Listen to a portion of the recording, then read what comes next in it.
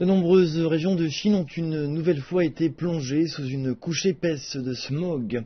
La capitale Beijing, qui a pu bénéficier d'une bonne qualité de l'air lors des réunions de l'APEC en début de mois, fait maintenant face à un épisode de pollution important de l'air. Le ciel des autres villes du nord est tout aussi toxique.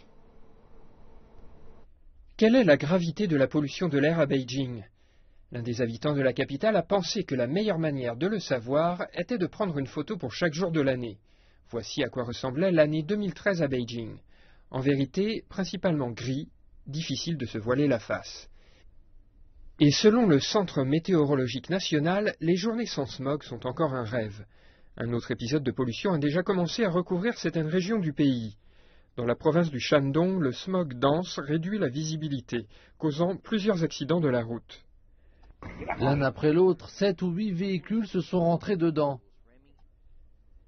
Les épaves donnent juste une idée de la violence de l'accident.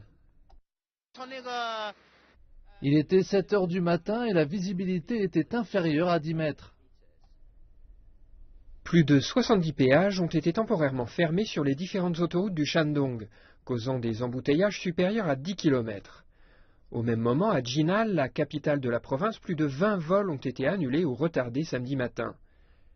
Pour la première fois cette année, la ville a émis une alerte conseillant de ne pas sortir pour des activités en extérieur. Le polluant principal est le PM2.5. Nous attendons un smog grave et l'air sera pollué ces prochains jours.